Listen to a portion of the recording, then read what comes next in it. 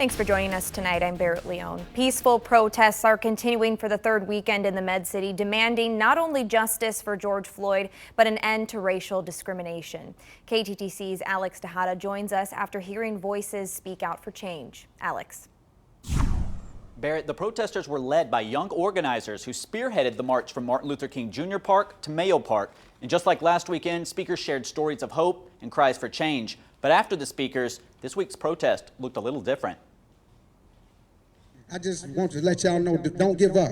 You know what I'm saying? This is a fight. This a fight that we got to fight for. But one thing for sure is changing. You know what I'm saying? It's finally here. You know what I mean? People of all races. I love all of y'all.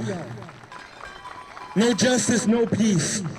And all ages. We may be different in our own ways. We were coming together demanding justice, and that's where the beauty lies. Peacefully demanding for change. We asked for the defunding of the police and for the funding to be allocated towards education, healthcare, and mental health resources.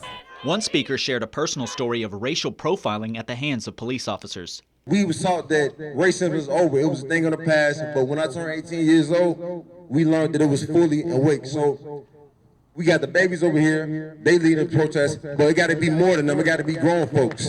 After all the speakers, Whitehorn led a reenactment of Floyd's final 8 minutes, while the crowd laid down in honor of all lives lost to police brutality. We are beyond tired, beyond frustrated, beyond sad. We are angry.